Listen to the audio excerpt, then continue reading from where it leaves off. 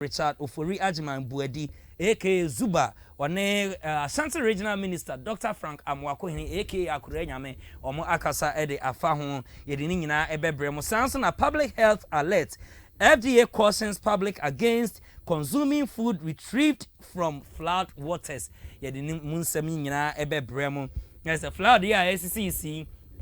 FDA Food and Drugs Board Authority ede ababeto abonten say wo obi ebeton aduane food stars bia from the flood waters no ediama onoma wundi it is contaminated edi yare ena ebebrel ebebo erem and this one saying neglected roads residents in Amasaman obeyeye protest against the government over floods omusi omu roads ni nyina so enye omusre His Excellency John Dramani Mahama se onye bibi emfa ho enye sa no roads no votes omo ana aka and then collapsed bridge residents of Obolo Estate which is in Gomua East registered their displeasure about state of road almost sa akwan any omo bridge access say because of the flood waters they are calling in for the government say he should come on their aid and then help them through all these things omo edi ababe so nana story way na say no Monday no but sick of time to me anye was it I helped the NDC. I slaughtered 32 cows in support of the NDC. That's Emperor Bishop Bediakon, founder of Jesus Power Eagle Kingdom Ministry International, reacting after his church at Pantan Village, Newtown, was demolished for allegedly being situated on a major waterway.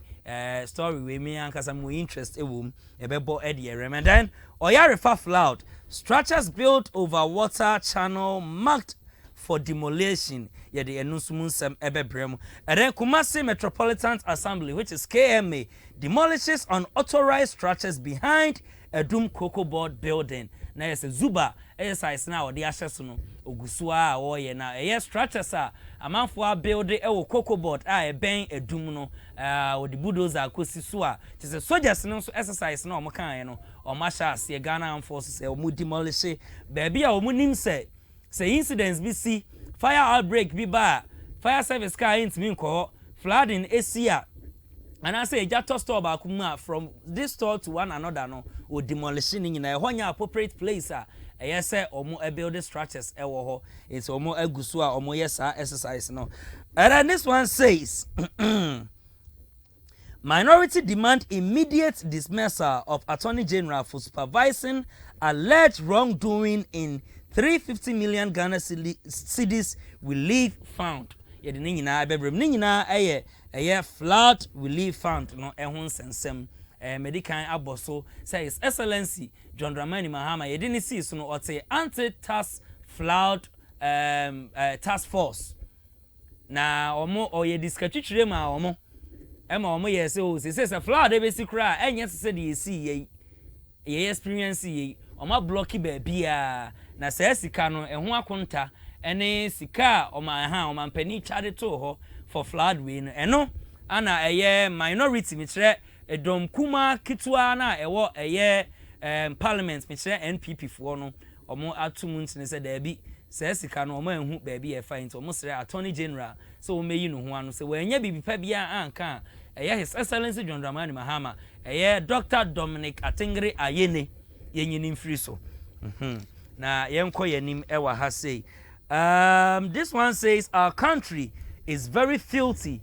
National Sanitation Day Bola taxis and tricycle ready to support exercise. Next Bola taxis no metre tricycle abobo ye omo de sa bola no omo so edi omo anu omo ekuo no omo de omo anu atum say 2 days now even parliament speaker Abambaben ede ono so suspend the parliament for 2 days say obia fanye clean up exercise eno tricycle for no so the manual to say omo so eba be yebi and this one says reducing youth unemployment 24-hour economy to create 1.7 million jobs by 2028 aban His Excellency na yi ne kama ne kasama for gusi tano and this same way atudwa na in same ways we were very interested e wo mu pa say coming 2028 coming 2028 NDC amanyoku His Excellency John Dramani Mahama edano no omo be create 1.7 million jobs nesa Ghana ya yeye obia benye adwuma ye nti obia anta me kutu listening president araba no John Dramani Mahama osi awoyo nti ye hwe no say ebetimi manifest ya na say it be manifest ya na Saturday no your sister station UTV United Showbiz Entertainment Show mo wo ho ana Gomua MP Kwame A+ one Ola Michaels wo Neat FM Clash BAC wo ho na ye bebo edi ewrem so Empress Gift oye host no wa anya na said yet say host even though ethics in media law and ethics no onim ana say onim as a host say obi di no yonko atem ewo o platform o show eso a den ana se wo kan Ghana for akasa na Ola Michaels enso kwatena Neat FM no Abnam Wet ene Nico ifo no me kan say panels no omonso throw shade at Empress Gifty to Kwame A+ Prophet Kumchacha no so etisubi enti omonso superment eni gombe akọ ede ama omo ewo ho na Prophet Kumchacha eti asem no so antena so ono so aba be react it's waiting nsema aka na ye de ba be so ye man kronkron Ghana e wo BBS dwumadie no so nti gibre na tenase na ye go through stories no one after the other na I know say dwumadie nkwa awie no na wasua bibi e de afrim said that me see no let me go back to my panels na me so bia stories no bi wo interest one of them emuna chese ye nkwa ye nim we there 30 seconds adepa. Yeah, the story is not good. They are not interested. Oh, me interested not move for the NSOPA. Okay. Because I know here me change BBA. Yeah, sanitation exercise. Okay. Me feed. About say into one more their manager. Okay. Okay. I call Honorable Isaac Wedi. Yeah. I think so many are the pass over your Okay. Sanitation there is something that I prioritize. Into Honorable Zuba said wasade enkane saman eyina bano. I think say ebema yen akọ back to ye kani ahunidie nyuma na ye no important ni video mu. Okay. Asa back na nye ono nko a ye stress other MMDCs no. Yeah, okay. Because if say environment no ehotia last 2 weeks na me wo bechem techimentia. Okay. Na me do bechem no me just na me kra atomi. Just a brownie half side what the environment no was clean. Na techimentia no kra ampo no me fa ne say nka ye village be under Bechem. So what I say. Yeah. But uduru honoma krono mu fe. Yeah. Enti yesre obia in Ashanti region here. Any Ghana baby obia everybody that has been given a particular mandate as a representative of the central government there should make sure say cleanliness is something they prioritize. Okay. All right, Meda was pa and a young call a yensem no so your first story no it talks about sanitation Kumasi sanitation crackdown na yenko na yenshe abra na ana clean up exercise koso ewo ho King Zuba ye Kumasi mayor ye Trinity akase Zuba ba ni din akasa ye Richard Ofori Agimambuedi aha wono ekasa okasai nsambɛn ana odi tu dwa na nsambɛn na Ashanti regional minister Dr. Frank Amwakohene enso edi tu dwa yenko na yentie omomra we are about to studio for discussion. Authorities say the reintroduction of sanitary inspectors has become necessary due to the persistent disregard for sanitation laws by some residents. The inspectors are expected to begin work across communities in the Kumasi metropolis from Monday, June 6. Kumasi Mayor Richard Ofori Agimambuedi,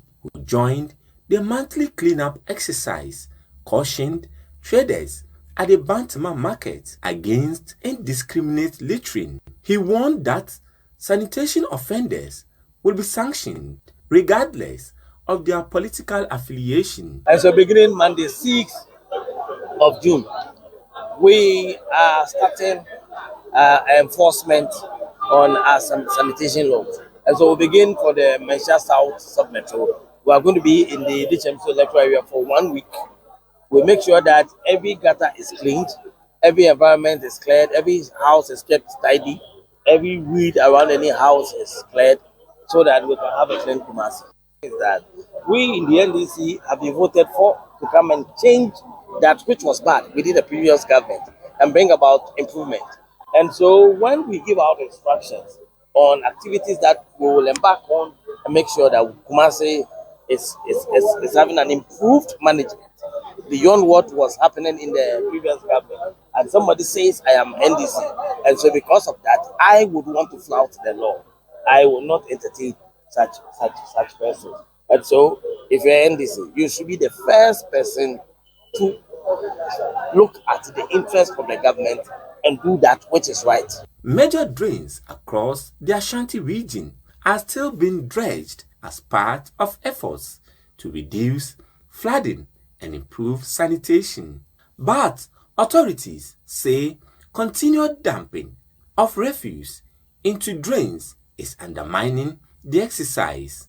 Ashanti Regional Minister Dr. Frank Amoakohene says the clean-up and dredging efforts will continue despite the setbacks. So this is to send a portion that we are ready to enforce the laws. So anyone who wants to go to market or go to town with their refuse or store them or hold them in expectation that when the rains are coming, they will just come out and dump them in the rain. Be well advised, because most definitely we will not spend taxpayers' money in coming here almost every time come and silt the drains. As long as though we have left it unattended, just some 4 weeks ago we were here, but not more has been sustaining this. And they even have a team on Care University campus that is also doing a similar thing for us because of the flooding issue that occurred some months back. But the point is that you will come and desilt, and the next few weeks will come back to almost square one. Yes, we've received concerns that why do you keep desilting when it will get dirty? It's just like Martin. You have to buy it because most of okay, na just Kumasi sanitation crackdown no honsem ana yakwa kuti aba ade ya me de asema Dr. Frank Amoakohene ekan say dane de nyina ye ntimi fa taxpayers money ma meyewe abranka se eska no ebetimi dia ye bibi foforo ebetimi dia bi enwuma ama unemployment agitwi ewo Ghana ha no obi anya bi aye ne de ye sanitation ya timamufo si ansesan ya adwene a say ya ana ebekwa adepa mama emra wo ho. Before then, no betting do adwene channel for 0592136677 na chese yekoye nim na unim adepa before some about ho no mama fa we entwam na yenka ne mienu mum public health alert because ni nyina eka ho FDA cautions public against consuming food retrieved from flood waters. Ni nyina say FDA aka and omo de abetu dwa say flood waters no flooding dey see no among four stores flooding no fefa ho nsuo ni yiri fa ho ye nyina ye nim say nsuo no yare wom because toilet gutters ni nyina na edi afra ti say unim na obi beton ne niema edema abre nsuo na kan hwe ana wanto esan say oto ede yare ene bebro ye hwe sa video no emra na ye nka mom na ye ne abedwafo no entwetwe ho enkomo.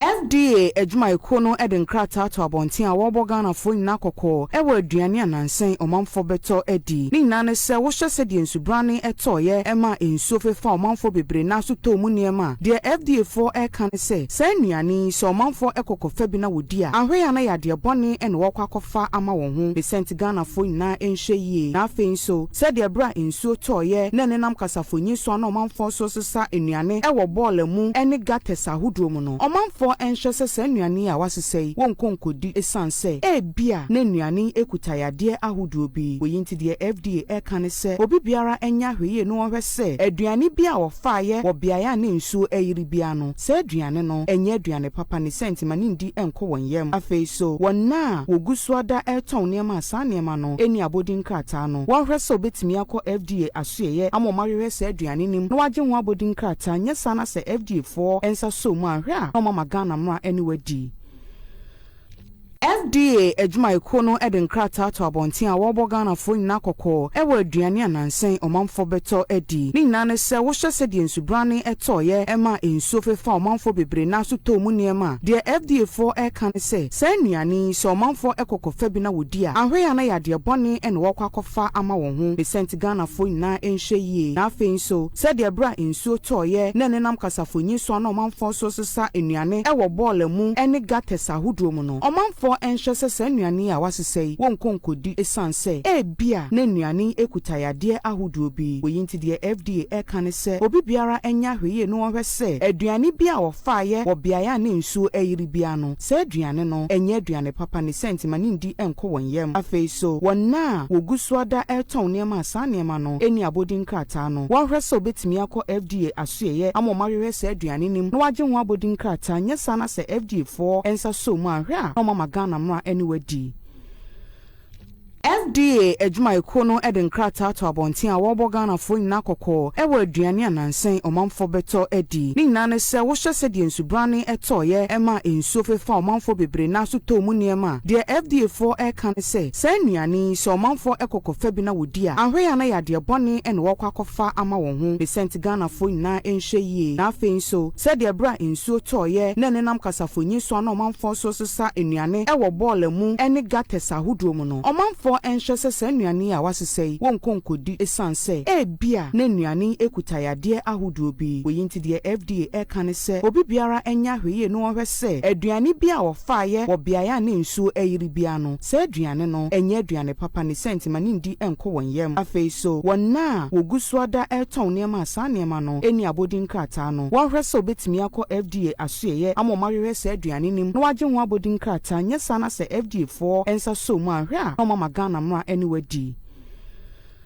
FDA ejuma ikono eden krata to abontin a wobo Ghana fo nyina kokko e wa aduane anansen omanfo beto edi ni nyina ne se wo hye se de nsubrane eto okay na chese ensema FDA metre Food and Drugs Board Authority enso ede ababeto ho no na we na Ghana fo ni because saaye especially ye bibi ana o ya mu nsu akomkura anya mehwe ene on eda ho a ne yam fa ne yam na de pa ma memra ho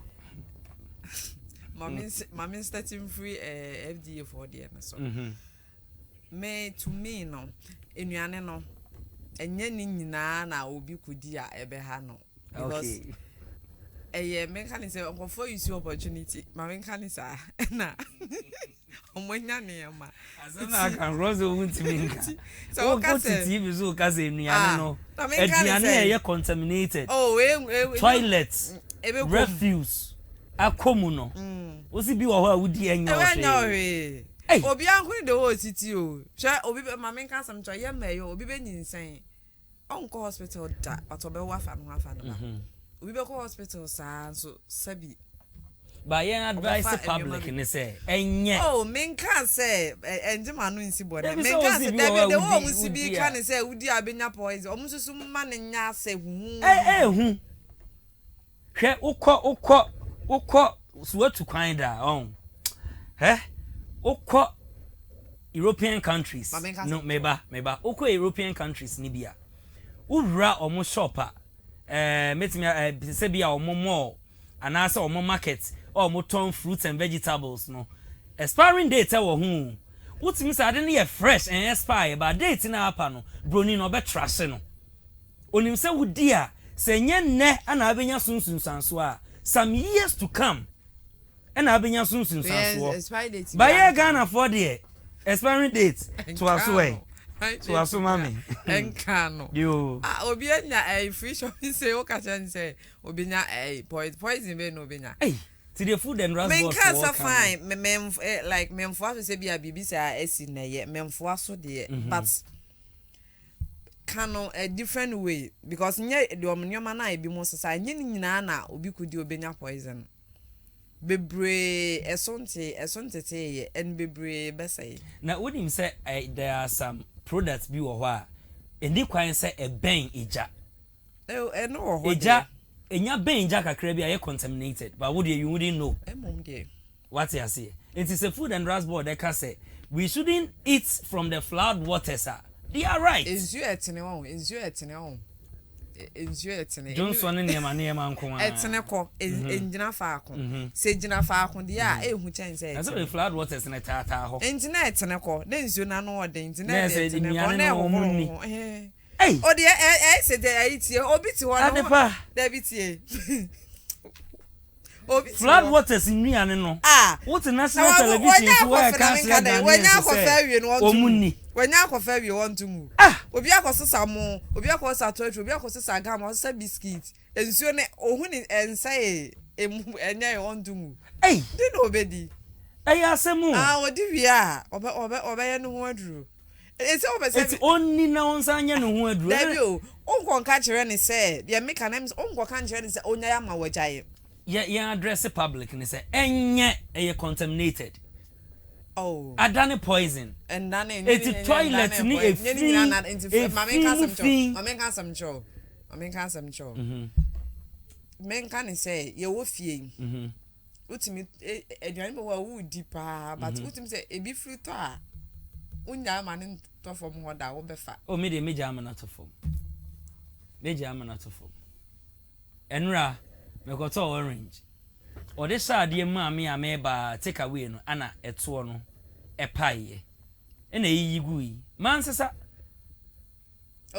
enonko but ye ntitwa anu se no kameti me di nsuo awo horo ho ba bia na wo na wo fie efi awutim ena egu na kadizi nga nya no fie efi oti fie na odidi na free to for ka beja no ho adepa this is debi where on tie ye address public and say enye say wrong doing sa obefa aduane e so befa so de be menga na fo de ni nyina ha me because so fa aduane free flood waters no na wudi a woni boda mu ni onenam ho yepe onu mu nyina anyepe onu yepe onu osisa fom aduane di onu fa on pepa ho we so bepepa ho adepa fa bepepa ho boda mu ni no fa on pepa ho onye ne hwe ofa ya na odi we nsu di ofa e de yese wono emo obe no oba it's woni bibi ya adwen asama bibi begina ha na wo ka se emo no de eno ane se wanu ansu osi e de ahohoro ho na wasa edi mama ka se de omo ka kire ese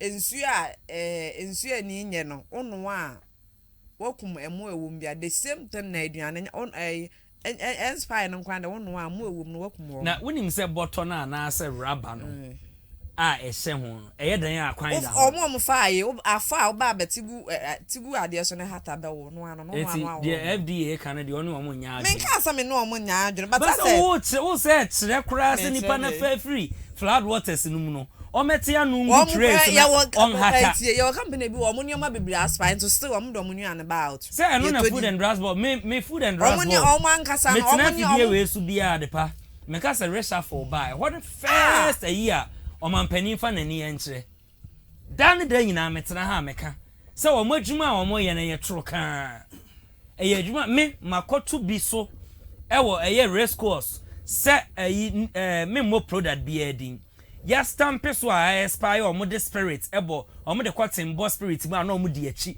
owi a na asa stamp so kuma se a ekoso bebre food and drugs board enuro kra ba abonten a ye no nom bi dodo na anye na we no na be ya be ba abonten a ye tuto bi no dodo na anye so because of omafu manyante yes it is alleged say ebinum empanimfo no binum kra no companies bi a omde product abakro omu payroll omde da so nsade na nye kra wonka tina dandan nyina metena ha me food and drugs board omuntinsi markets ya ma ame no mo de formal na hye e fa ko obi ni adwene ho ni nyina ana make us adepa ade bi wo ho a unya results na anim ya o years to come And when and the same thing. And the same and I will cry. Yes, be a idea. I see the biao. Once in a while, and I see.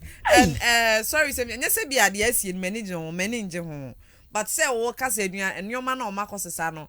More moon dinner poison. And the uncle Fortune Tony Jaman so I find it no more son on I. Now you're poison. And your man and no so won't mean country any pan say. And I want to mean for any pan questions and your man away and ask pines one jaya. Now we have many pan tongue, then the ensure fan air corner over Hana winning. Oma address it public and this is saying. It's Yama Ghana for a muse. Niema no makwasisa wonsuo no mu no enye to na bia bekwa akoto mo wo market wo ba bete so ofie no saa mo anu kam mo ankete ayesa so no dwe nkete enso mo nipa no wahuni so wakoto awie onsuo ntungo ba ro no anu a edi sensu otwe no kwa difference bi anim mo anko udi anu mame nko eye honorable ho na ade si abonti no mo nhwe nkofo na mo nuane ne wo mo niema spy no ho asem ne nkan ye no mo nyai we no mate and then they also wish I say honorable.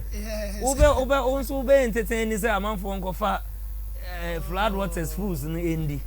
Na enyo omohwe. That be and I think say me name baby a me nua de pa the baby or die and the odi enti and I say the mood no I swing it to a different level. Yeah. So I cost space about my but the person for etias and say adia food and drugs board air come once say my indino flood waters no so be kaya Thursday I say Monday na e betina say ye ka say ensure na no one at the baller and sa baller we are ye come once me especially o share Accra areas now. Most of them defecate into our gutters and our water bodies. Okay. Into flood water no, and they sabi janaya, and comfort janaya o mejano na echo. So we must be careful. Okay. Anna, the most important question I'm a person coming would be sa minya de panise. Sabi wakoto say. Mackerel nessa rice nessa nyama no sabi o mano esi sumuna so obi wonani tua so obi ja ne nan eguso na ana obi nso ojonso ana obi nenum ntosio kura mpo eguso a oye ana nani tua pa na ewie ye de insurance splash ono obeje adepa ezinka obeje Gabeje. What to be that? Unka wonye.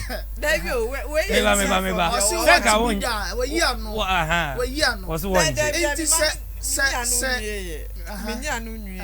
Die nti amenje ne se.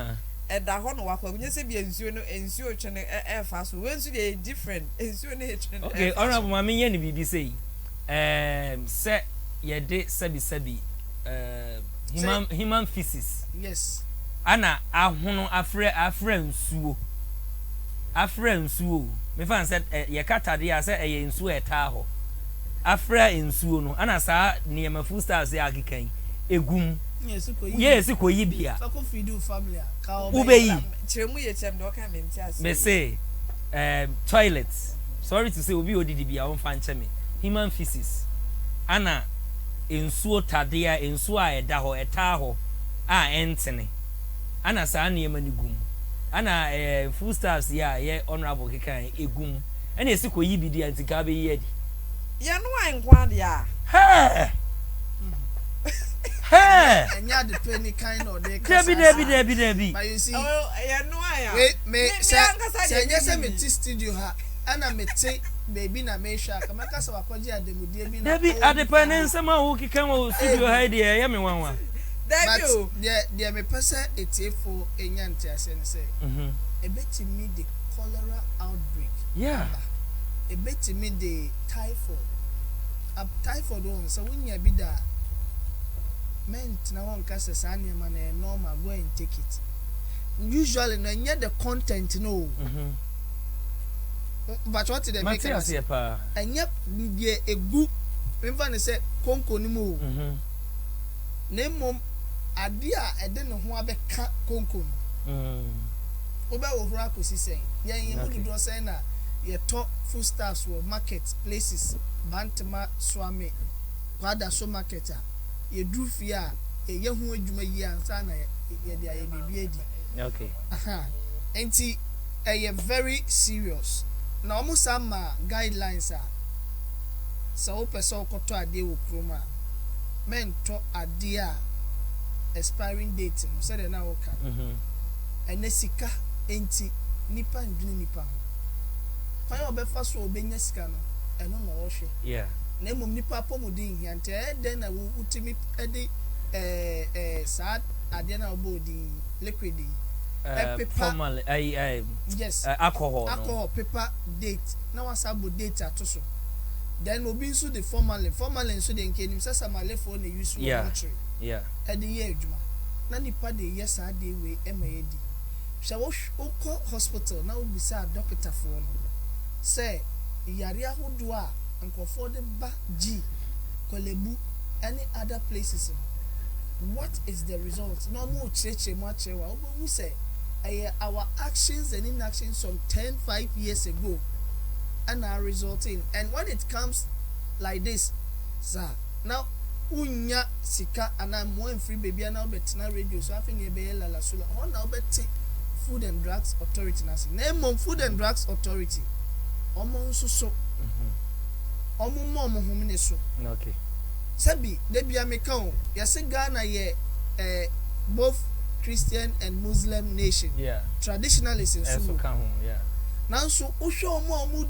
ti o man ne boni pa yenuanom anai yenuanom omo ye a Christopher ene nkremofo omo wo sa offices omo ne kogege ademudie ema niema bebre wo no mankofo ye for omo hudi patriotism de men can because eno de ni yemu menyanhu Ghana ni bi oso ndo ye patriotic enti o gina wa fight ama bibi patriotic de make na say nti and I think say NPP full so omo na ye new that can me video bi wa message am obi say say ye dem kokon nkete beba ono de omo so be pa hu aduru a ebeku nkokon wow na so obi was adwin we di ti o man mu be den o man net to but ye ka flooding ho asemi de me we betwa mu keke okay ye se wa insuo efa wo nyema na say am a few days ago me who say company bi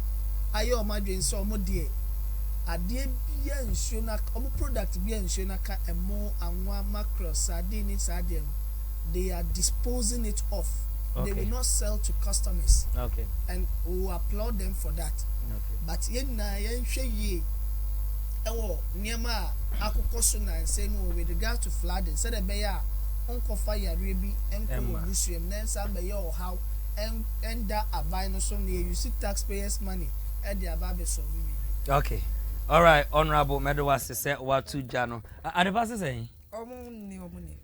Hey. Ah. Na sa ensio fasadi kwa na say it's omuni.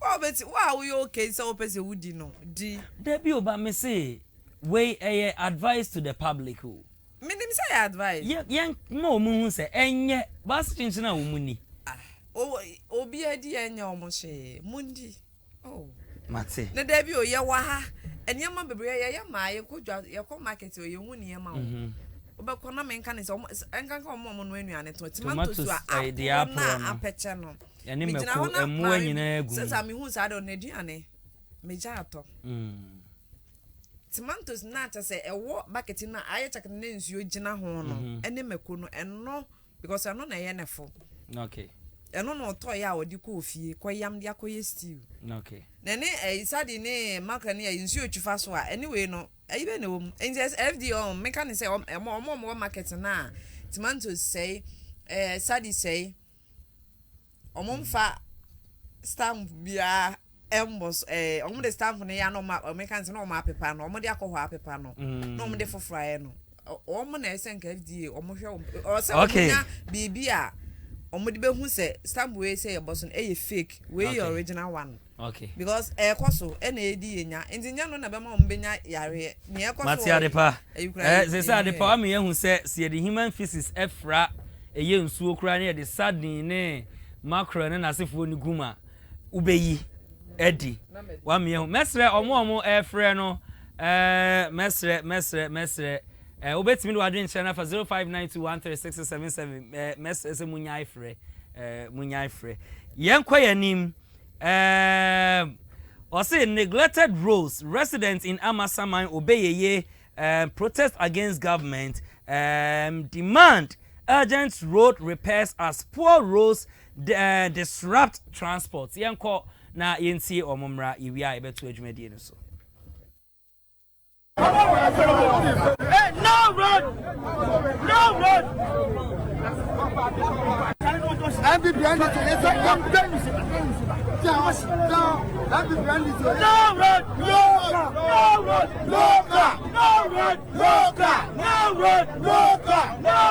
No police. How long are you going to block this road? Oh, till the government respond to our request. If the government do not accept our request, we are not going to live here. I've been here for 10 years, and the devastated way of which from Amasaman to Asalaja Road is, the elders are suffering, the residents are going through a lot. Sometimes pregnant woman, if you want to take a pregnant woman from Asalaja to Amasaman, it will take you like 3 hours. Look at this elder man. If he's sick and you want to convey him to Amasaman, how many hours? You take about 3 to 4 hours. And these days, the men are complaining. They can't even go to our women because of the bad situation of the road. And we are pleading to the MCE and the government that they should come to the aid of Amasaman, the Asalaja and Obeye Road. It's very bad. I can see that many more people have joined the protest. We have children, we have the women in this particular community. Let me engage the women and I'll come to you. How does this particular situation affect you?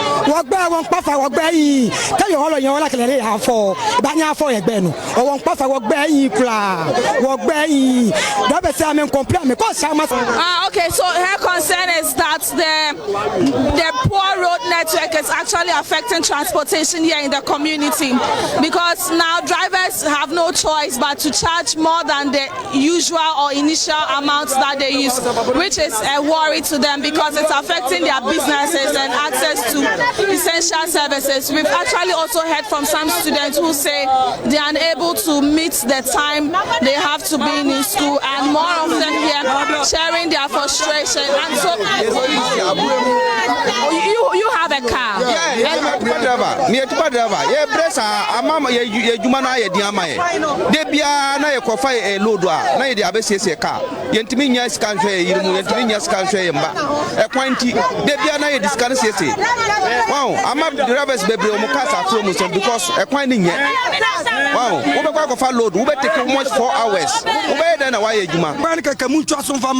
Now, Daba for yes, you am quite Juma. Near Tibinyasi Camera, Ireniama, Nam taxes are Homudia and Musumusani, Diamobajina Muda Munia, Muda Scandia Mudi, Yenim, Munia Quanema, says insurance, Daba for your insurance, your licenses. Mekaho, road account, Sikabia, or Mutibi, or Dava for still a quanya. And any almost your bemo my way. Baby, I was here for CD, I budget 20 CDs. And also, the police in inside Jinaquaso, no accident driver, no ado. Okay, obey ye, or more Hana Chese, or money, or Mampeni, and as a bino, Chino, Sereni, Abasadin, ding, said no road, no votes. Way, or must send a strong message at the Akoma, His Excellency, John Dramani Mahama. And I am called. Gomua East, Obolo Estates, also a residence no, so Casa Efa, Omu Roads, and Omu Bridge, a collapse, and Yanko, Nainti, Omonso Emranez, Accra, every constituency, and I say city be a fret, call it out of the government, and I say Omra, na Omra, Omu Emwa, na Onko Omu Emwa, Yanko. na yenti omonsomra we are back to studio for discussion. So yanimu se wo ba hono ma emre bebre ni e na bridge bi e wo honom no sa bridge no ebu wa hwe animu ase enka assembly no beye bibi afa ho aye bridge no ama omanfo akwantu mu nsem no won koba mu nsem no akodin nanso besi na mpanyimfo nya ho hwe ne senti romansem a waka ne se wani abre pa esanse se sa kwan e da honom no ahyen ntime mfaso ne nipa so ntime mfaso oyi nti se mpanyimfo etie won de a wo mo won ho modern bridge a ebu no wo meye from Hase at main road no so the car kwa unya 2 minutes pra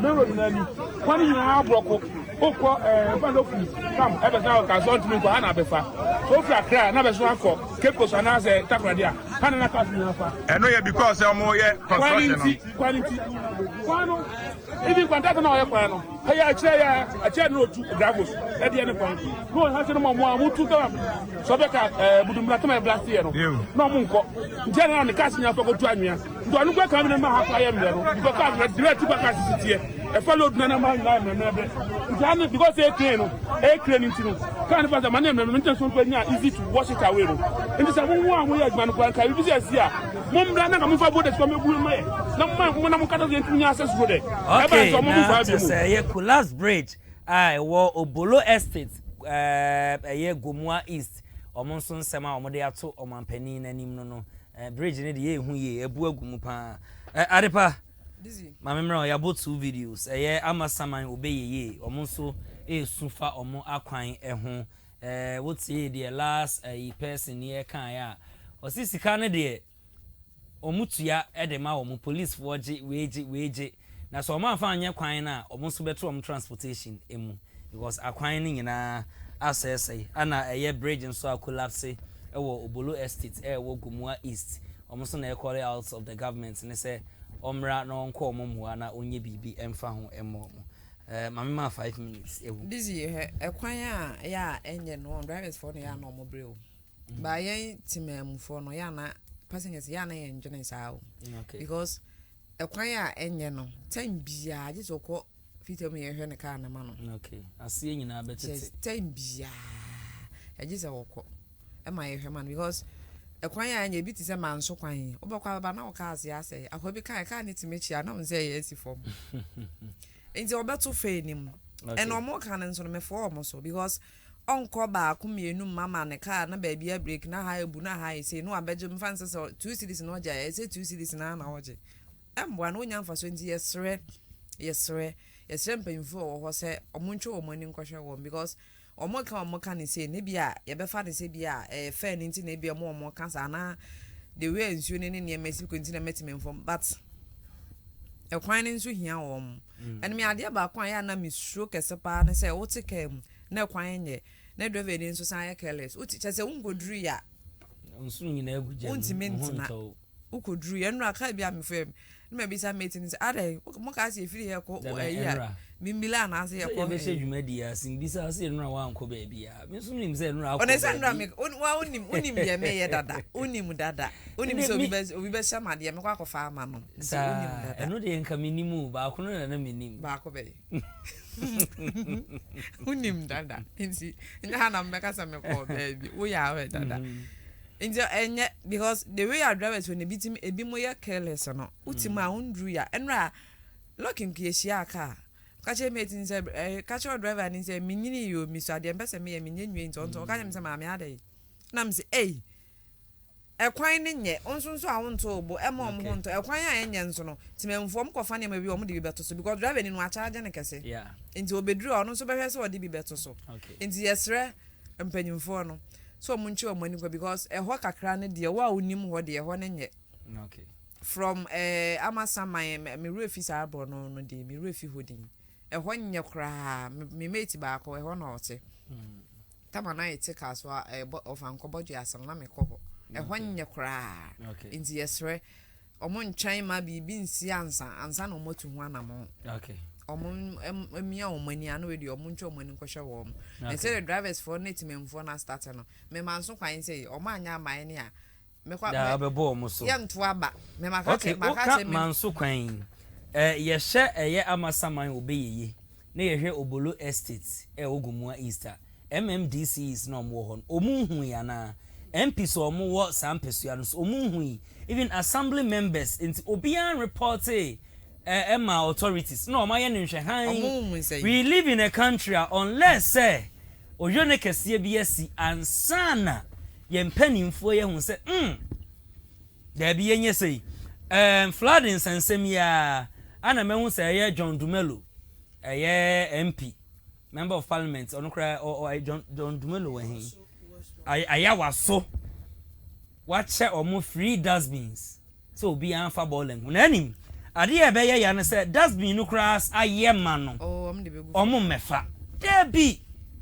cars ne mefa tie ne okọ na emu aye ma formal na ade beto etiti memufo da me kam sese yan say your mentality we emu a say ya na ye be kono Ghana de yen itimemfu yen ewo mu no say yan sese de say ya na ade a ya ne say ye tu kwan say ye be ye o say sebi ye jimi o ye tu kwan ko obi kro nso so a ye portray this kind of attitude no o eno de o this onim say osuro when ni hwamra no so a obaba enti say wodi so enti ade enti na wonye wodi ye emma obi nso emma no no nso meye ni ye utimi no obi te kam wanum ensu anaze na wo to atwene e wa bra ka no betimi de atom unim pefe so wodi tuma driver no bokọ akopra and at times so kwan a obeduru na nwuru a fine drivers for no mate for dodo na nso ade pa men kan kire ono so aduru station no anka obe pra waste products na wo de atoka enum no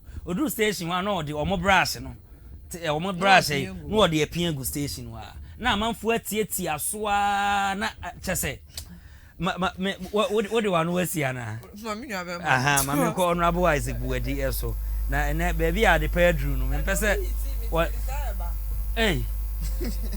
obi a he see wo Henkel the fine girl was who was show pa show a higher the bedroom no dey honorable to also mami I think say amasama kwai no dey me enam say me sister me di nechine makonta Brahima Emmanuel Safo Kolebu ACG okay aside na no mo nti no me kwa akra bia na me call bo I apply that route okay road near very deplorable okay but that is not to say the government of the day is not serious about solving our road network issue. Okay. But the person here tia and say, "Oh, say kasa ni bebre akoye mama ya yen twaba mama ye say yen twaba." But we have forgotten say here the drip machines amma MMDCs. Miss Miaba Adepa Ekai say at least they should involve themselves. Okay. Enra said about Kai said road minister catch MCs and DCs and said they should always make sure that they also come out to supervise. And to be say a question, me say entire impending for fakwa in this one. Let us not make this issue a political issue. Make a political issue. I'm referring to say yedi suboni na kobo the political heads. Okay. Because that political heads ombeko emrebe so ombeko fufro beba. Okay. But sir workers na omo civil servant, public servants, omo one municipal assemblies na feeder roads, omo in charge. They should be held responsible. Okay. Because some apply these routes I can once a year. Within shortest possible time, I was seeing yet machines be money baby. I side with the resident. I was able to be baby sumo. Said a bayer pliable. A bayer coin betting me I day. At first because who could draw a crowd. Now we see what I'm a summer. About 9 o'clock, 9 p.m., 10 p.m. I'm sure this offer dropping because no driver will want to ply that route through to obey. Okay. I didn't see because a quining it. Okay. And yes, Obia has a role to play. Okay. But the most important responsibility lies on our city and then town engineers. Okay. Any feeder roads for among too many and share those places. Okay. And Sana, there are certain bigger ones. I know the one by now is in the right direction, but I said yeah apply Oshima say to me van say be a Grekins na equining ye. When ye road Ministry of Roads and Highways also ye then obey. Okay. We a municipal chief executive say omo be share engineers no mo wo kwada so no mo timi aye den ama omo hom ni so aye kwan na man ti we I mean empathize with the residents of Amasaman. Obi say someone be ya ye betu to lorry firm no my family na share yensem yenim say ne mamu e dey spare parts wo en na form nanso so enya botre na the Oma Ye Kwama Joy News, ne Hana TV, ne other stations, carrying.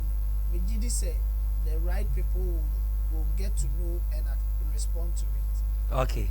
Honorable Medal was say so what they were drinking about. Once we ubet me were drinking na for 0592136677 or the for making kind in a day amount. Na yen kwaye nim ente maybe am want for na to know a friend na watch the wadrina.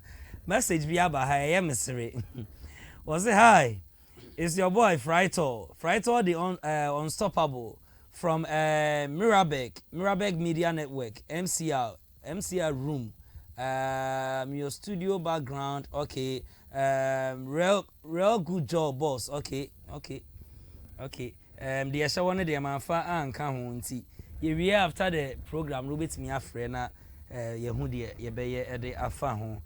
Yankwa yanim na minim demolition exercise no ehase enyene ehase ema even Ramsar site wono omuko so demolition no emfa ho se oye NDC ni ana NPP ni ana se oye independent se oye den emfa ho baby a edan ni si se nya baby a bia yese esia aban no ewo ho kwan se o demolition se de be ya enko for unique se ede abana so for penny we founder of Jesus Power Eagle Kingdom Ministry International Pantan Village New Town ye friend no Emperor Bishop Bediako na ono ana baby ana sorry ni si no say ensi baby ye ana demolition no aka no na ensema a wo kan ne de wo se wo no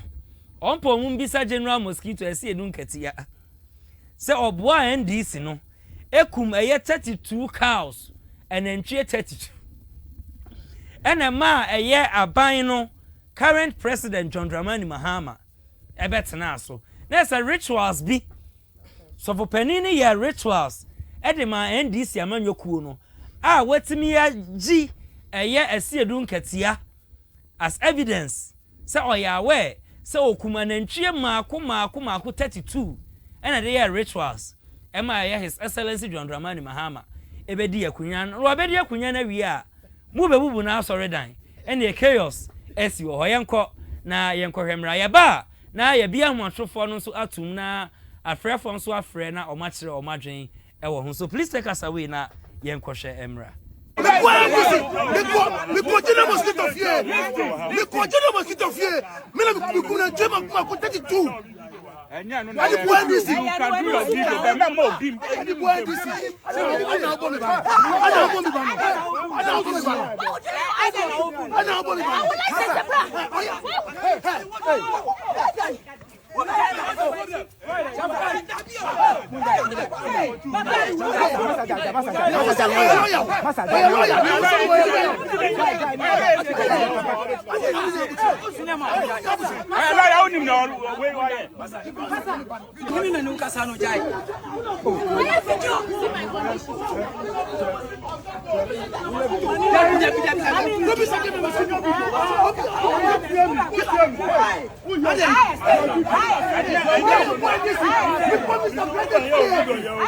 Mr. President here. Le continue mosquito Me continue mosquito fie. Me la me kuna jema ma ko 32. Ani boy this. Ani boy this.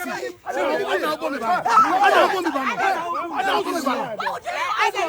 Ana obo me ba.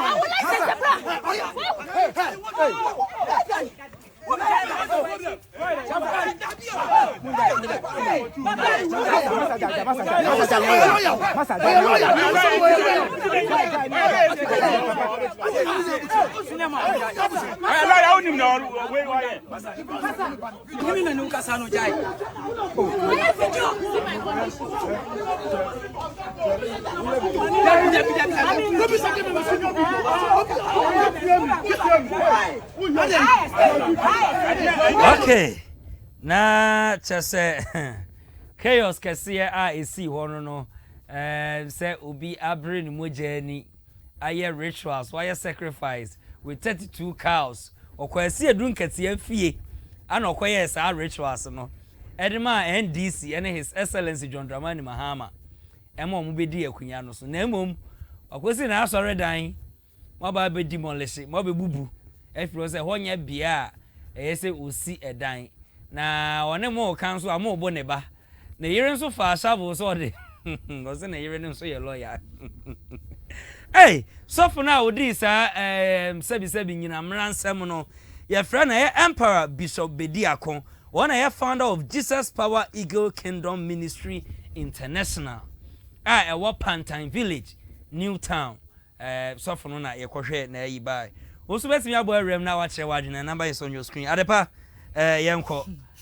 sofu yi di oye ne kwan so no ana me ko honorable ho honorable ma memra ho they say obi a sacrifice sofu pani wa sacrifice akwasi edu general mosquito national chairman of NDC ni fi akokum anantwie maako 32 ade aye sacrifice ama o mampani aba betena so a mu ko bubu na mabubu na asori dai ade sofu no di sala mabubu na asori dai me busa se sofu no ana wasabo general mosquito di won ti se general mosquito nim say sofu ibu a so obeyi na no Davis me ne woti he na se eba critical bibia na me ma ne say me twaja to ha say studio na mo ko hwe camera no ni ade mu wi se me na me twa eja tu na ye de a police fo abase ye mefa ye nkwa na no nti me nimwo ana me nim police ni bi no no nti no ana me nim police ni nti no ma ye bibia ma ni nti no me be dia no be ka asem omo nchemi ana yeah eno ne wo ho but we anentwie 32 no eno de no na akon was why yes you don't get yes na you she obi betimi aka asem say na ya friend na begina mpenimfo enim ana say the law courts yeah so on be prove with facts and evidence afi na nipa kro no ototo papa so okay look me fan say be papa bi no koye ya adoye bi no koye okay na sa nam no maybe fine no be any okay but there me person me can say yeah can building structures on wetlands on waterlogged areas on your friend is saying nyamia bi any quite say you raise those structures it doesn't matter which means are unya quite permit there have been permits that have been issued to individuals to build at places are any quite so musi adan the fact that when your permit was added and just say maybe I see dino say nyene de oye ne beba yenja man wo okay until I applaud the authorities how am demolishing those structures no so my idea okay na see the say better on my mu a on my ne bedru akire ye betu ko but say ba ne oh jaimaninka oh me ya do he ma see edun ketia oh me yes sacrifices be ma ade wo di sala Emma NDC ntino say baby I see dino enya ye njai ma dino wo na mu nipa kowe bibi oye na bi sia no aban emma mumuaya masa be bo aban ne subo say ye omo nya hwe ma to te dem kana say yeah na hwe oba na ye ka say oye lawyer ni o crash shovel. A lawyer should know the right thing. okay Who crash shovel so the be hate you be. say you know task force no so ko bo ne ba o no so ko bo ne ba ya bi o yanso mu na o di bo nipa na nipa ni twahye ya e say ne ono so one aban ase so what ya say enti ya fa bufuo ani yaw enya de o man ni ye ni epe but so we video na task force ni no so e ko bo ne ba o me dem hu video ni oh well na ko we safa pato so fa video ni to so ma ye adan na sofo ni kasa adan na wo bo me o say na eno ni wo sei e hye sei but there be person me come and say we cannot justify our relationship with people with wrongful structures we are raising a baby so what I say yeah ade na nya enye emfa hu ni nipa unim no okay say ye di minim no oh minim obi eno na aya ma enne yantimi mfa emra no enye adwuma okay obi kodi boni kitwa bi a oh minim police commander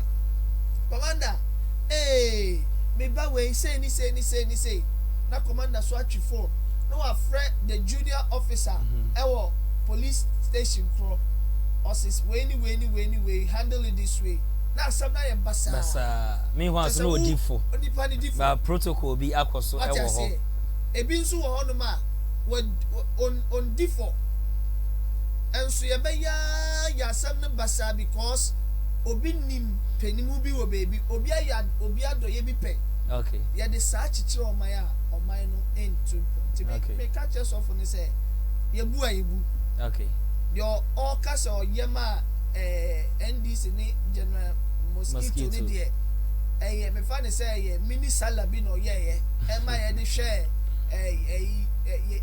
agents na no mo mi anu bebre this and say 32 na way so they sacrifice be so on na sacrifice for the no pa ne bomb pa ya na oyi sraha ema NDC ana onim sika nkofo yi o mo de koye adoye wo children so onim intimon be gina on toto ayampia wo roadside okay omabu next time on see at the right place nobody will touch it okay next time on see at the right place nobody will touch it honorable Isaac Buadi ana atudwa no so betimi aboy rem na wachre wadrin 0544466694 the number is on your screen ubo rem a ye bejo so adepa Dizzi 32 cows kuma nantwie a o mafu achacha o mabeben wowa e de aye rituals e de ama o mampani no ama na ba betena so me menka ne se menfa me no mienu nye exam okay se matofu mama eno nkyere se me control because se matade amount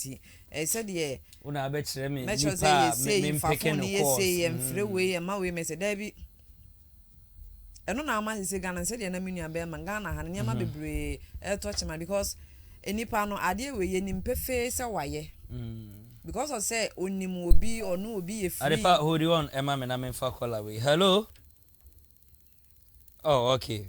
Also, bet me about RM 0544466694. I report to us, mama. Because I say onimu obi, oni way ye free, many way ye free, into many way back asa, obi to me the necessity bo say me, many police ni way ye free, many way ye free, into kwa yanko baby. Am pan so be drunk no one na udi bem no. I say no be for now them. Ghana ha won go for bebre the prisoner. And yoma ye dikuti a womo no. Omo ndi for but omo dem.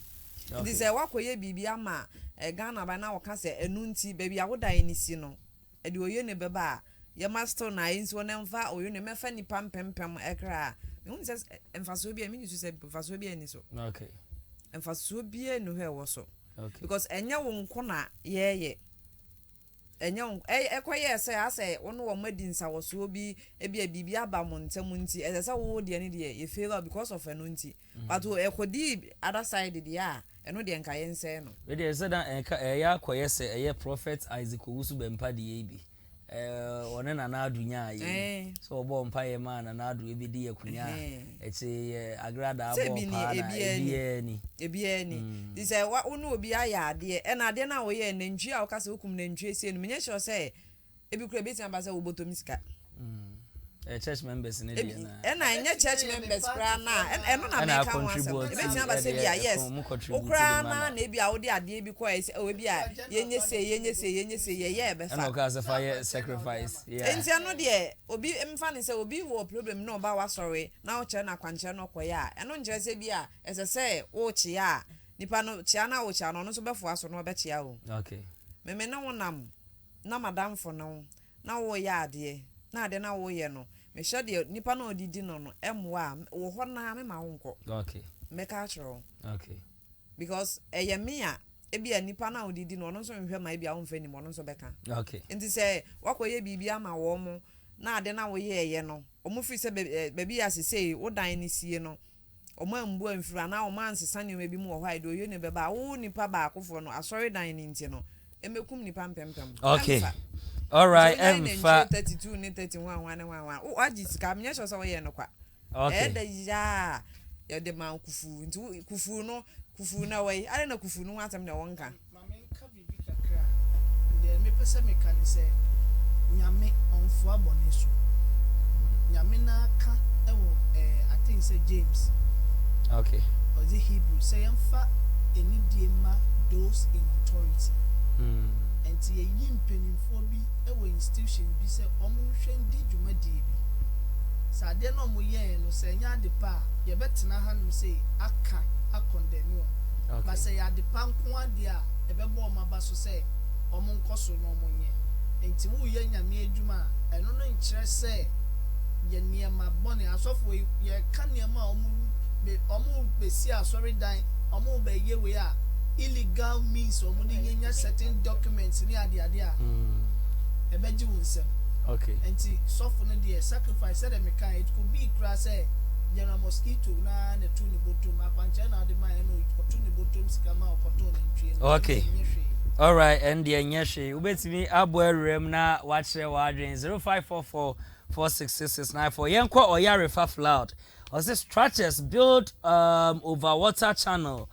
Marked for demolition. It's yanko na yenhwe nsu a the bidia ni nsu a adan o masisi ewo nsu mu no it is yet to be demolished. Said e be ya em block nsu no na flood esi a nsu no benya baby pa afa nti o ma shase o mu demolition yanko na yenhwe sa video no sumra ewi e beto aso.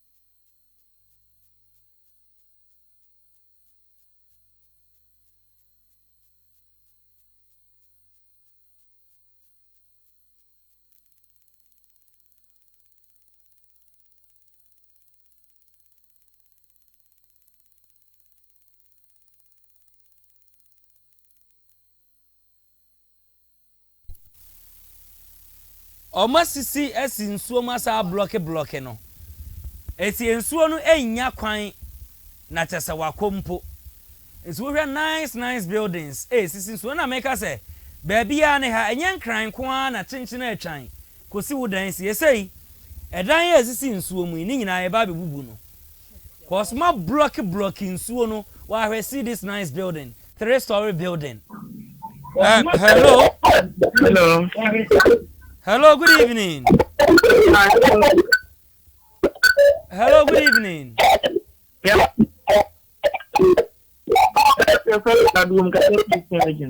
Okay, me ba cho me to volume no am I why? Okay, me ba cho ma me da wa fe first of all no you must want to and my how please and I have online radio.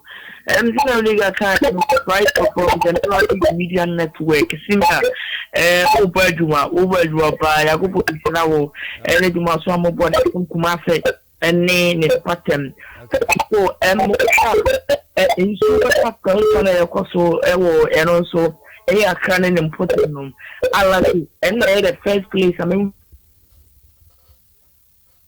hello. Again, Kumasi, the man say insurance to me after a bit with Kumasi because of the area sometimes I have friends when you so then they are put containers come to the provision store that on Yamano.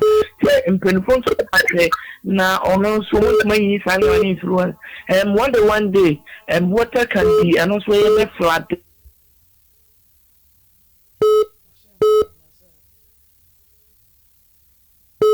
Oh. Hello.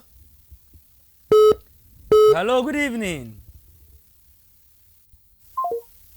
Oh, on sweat me engine so. I also best me a boy room not watch the warding 0544466694. Message say offer now one mute the volume of your TV set and also between who free home na one ya kasa through the mobile phone na aboa. Message na kwadwo say yen san hwe video no ABM na yen kasa kakra found because this is serious.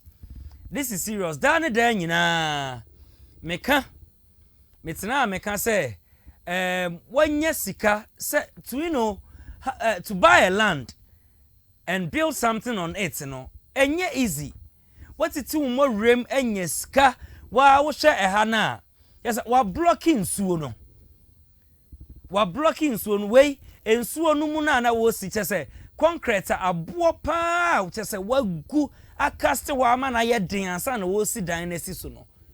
Wey ebedi dan he. Wa blocking nsuo no. Nsuo no nkwankwa fa hen. Hello. Hello, good evening. Good evening. Me ba cho din ni ba bia free. Me ba cho legend scanner. Ana okase. Oh, okay. Me ba cho legend scanner. Inside papers. Oh, okay. Me ba cho. Oh, me ba cho. Ni ame pese me kan the issue no delicate in the sense that we aban na unim say baby enkofo esi omodan no and now with the nice people say ubebubu na you get people coming to say that yeah to more part view. Okay. But then I was saying who say posterity matters more than people who are building their houses on waterways. Okay. They are buying for the Mexico. Now, a day is see and show aquamuno. Unjum fem. And my name for assassin or toyano. I say and perform a toyano. Meaning say I won't call for a year papers and my own. Yeah. Nipana or year paper and I say Ujumokua and Shema year papers. Omunim say Bia Nipano ato assassin or Usidano. And you're no quano. My share, Emma, incident, some penny for no so. I such a bang and never home. Yeah. Say a pure one swan, Mijiri said, so more 18 papers among go for Istidaya or more everything ye. Yamishamu, any my family, Medase. Yes, that's a pass our friend, not watch watching. Also, wait me a boy rem, the number is on your screen 0544466694. Ofra, Yebejo, so honorable. Yeah. Also, His Excellency John Dramani Mahama, Ebeka say. Sometimes a dine be a hawker empa or more working permit too. But omunim baby omunya sa working permit in a free yet. Yeah, color you also I mean two examples. Okay. In the teaching field. And I say in GES. Say or ni a year debia and GES code of conduct and ethics. A boy bra. Either they revoke your license or they. Okay, honorable Sodi and Mammy. Hello. Good evening. Good evening. Me bacho dini baby are free. Good evening. Good evening. Me bacho dini baby are free. Okay, I don't COVID. Go my party. Oh, okay. Me bacho share what dream, Mammy. I don't COVID. Go my party. Me bacho share what dream, Mammy. I don't many try. Listen, I didn't when I told you work up born and we man.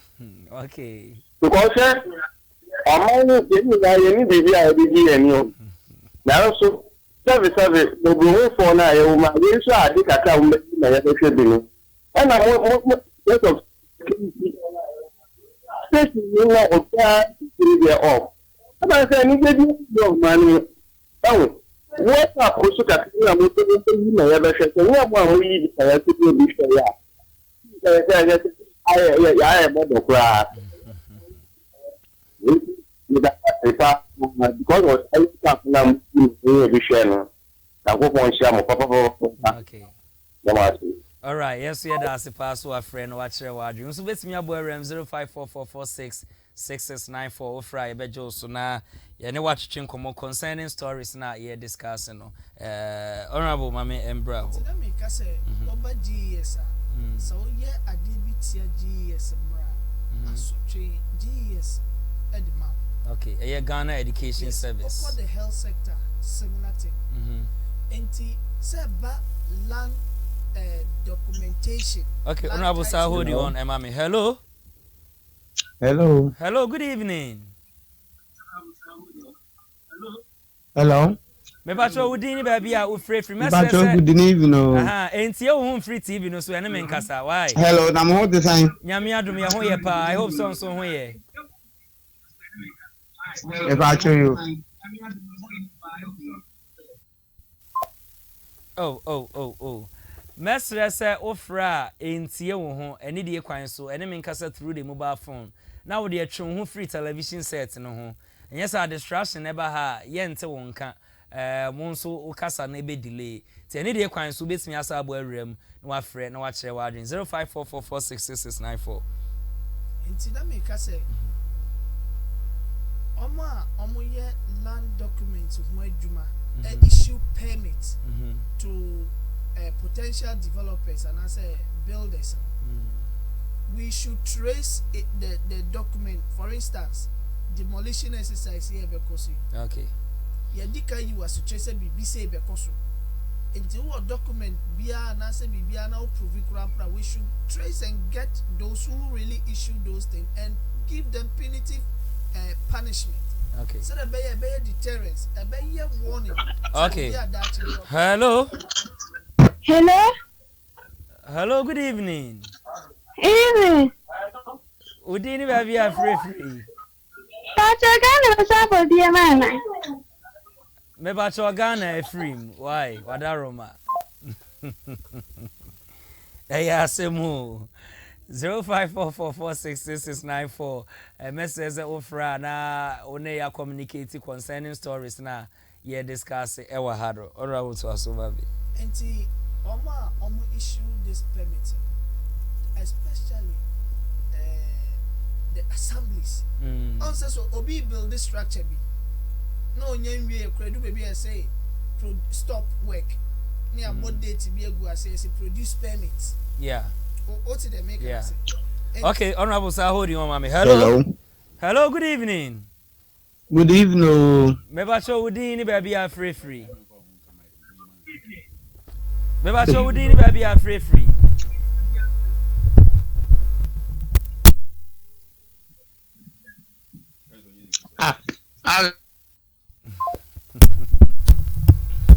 Mestre say ofra no mute the volume of your TV set ama me ana say obetwe ho free TV no ho entie wo free TV no so enye sa distraction ebeba etimonye ne sa ema yen 0544466694 obetimi asa abo awrem no akere wadwen robo yenko yen. Okay, hello. Good evening. Me bacho udini baby are free. Because the free obuase. Oh, okay. Me bacho akere wadwen mama. We dey boko dey mo ya ne dey ne kwan ano no. Okay. Na Bible say the obeya ma obi no eni kwa say o de kai no. Okay. Enso atofofo no mo ye bibi ma obi a no mo kai o mo de kai no. Okay. No de kai no. Esa nyefe. So enso ade no Bible mo mo nso aye asofofo enso mo nim.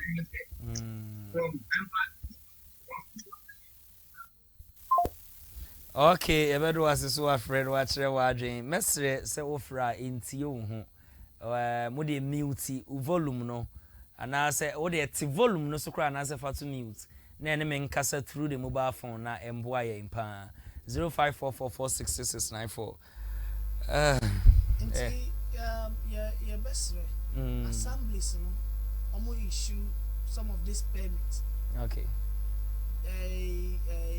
sɛ nipa no bɛyɛ ne biribia wɔ lands commission koraa na obi a ade sɛ wagye permit for such structures before a nipa no bɛtumi asi. Okay. Until we can get omo issue permit no. Even if the one who issued the permit has been transferred from that particular place to another place where we can trace them and punish them to face the consequences. Say them me ochrechereni me ye bibi wo me juma dia me di GS betimi atwema so say doctor na say nurse di ni juma dia. Okay, honorable Horion mame. Hello. Hello. Mr. Sedu. Hello. Hello, good evening. Hello. Hello, good evening. Me ba cho dini baby are free. Oh. Ubet me abo rem na watchre wa adwen 0544466694. Na ya ma asotwe bi ankwa ma saafo na. De bia e baba betena ha are complaining of the same situation after every flooding. Okay. Because you dika kase de ema insurance me divert na edi boni more is because maybe I was so offer no onya kwan fa. Oko most of our this new sites sometimes I'll blame our chiefs too. Any mom who develop such new sites. Yen yi akwan and to ansana ya tonsase. Okay. Baby one my emergency bi besi ama ojahihye bi esi ana bi esi a ambulance be for ambulance fire service embra no onya baby amfa na de besi a ede SCAV. Until we all as Ghanaians have a role to play. Okay. With regards to say yen sisi adan e wo bia bia any kwan si esi uwo usika yes obi anu mprese uwo usika now so baby a opese okosi busa ho say okay. Enya yesra o sikana wo no fa ko develop baby a dachi bi oye na bi anya dey emma. Okay. All right, honorable Medawas. My memra adepa. My memra ho. Say video ya na ye hwe baby e dan isi. Mese say na kwari afa video no flash so ma me pa why? Adepa kasa meet you. I was sanka ehwo no nka ye bridge kase because we heard the way a ho city I sanka ye bridge kase. Okay. I was dan esi nsuo mu sei. Na nsuo ne nyaka den na be. Say wa cast ho no. Wa guo concrete abo pa. Ana wa si dan no e de esi so no wa gya nsuo no ho na da TV no so no. Nsuo no ho kakra bi se emfa. Enti wono ne dan no. Nsuo ni ntimi because wa cast ho no wa guo concrete abo pa. Enti nsuo ni ntimi ha no but flood ne ba ebebu afaso aha ne daache ana o de hwe se de wasi sa story building way hwe ti die na kire se won blocking nsuo no wa blocking nsuo no ama nsuo na wa blocking no onya baabi enko ti obetwi afa eye nipa so ama de oye ne kese ayeden aba ye ka ho bi na sa anya ma we say etoto ye no ye ne aya nkasa ye ka ho because onimpefe say aha eye nsuo ni kwan but because of say ohunu say o ska obetimi aye nti obeye na waye na achire ono na bia ono na oye sa enka no na de enyo na ye ono na ebeka ana o sha bridge no kra bridge ni sa sanka ye bridge so o hwe de sanka ye bridge kase osanka ye bridge kase a nsuo ne betimi anya kwan akọ ama ne ho atọ no nsuo ne betimi anya kwan ama ne ho atọ no but say okosi ne kwan a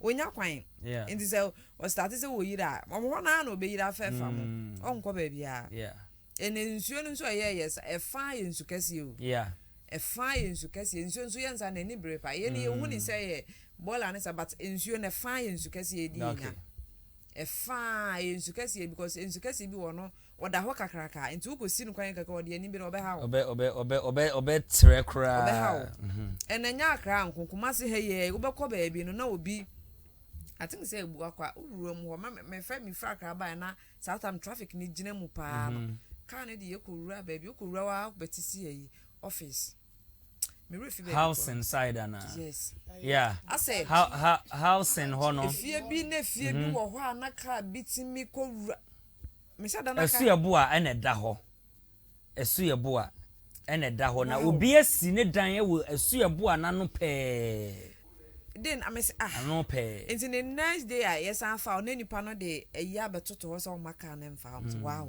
me hu baby a wo I so ya kwan what when you me anymore a why kwan a obesu so be can and fine I wanna befa okay enti yesre omo jeje plot no no omo go si dey omo nhye hunu se baby o kosi dan no ebeboa okay because isi ya abase baby esi ese ye bugu yi eka how ebi kura na Thomas ka or start ye win and ebi eni ho sa okay the kanti yesre so omo ko jeje plot na me sa asemisi wa kra de bia na me ka say omo nya so omo bo aban so bo no because when it you an officer Hana me kwaje pota ha yensuom okay that bi ya ensuo ni yire betimi ha but still bibini obeji yensuom all right still na bibini ebeji nsuom yenko eye Kumasi Metropolitan Assembly KMA omonso ashase demolish unauthorized structures behind Edum Cocoa Board building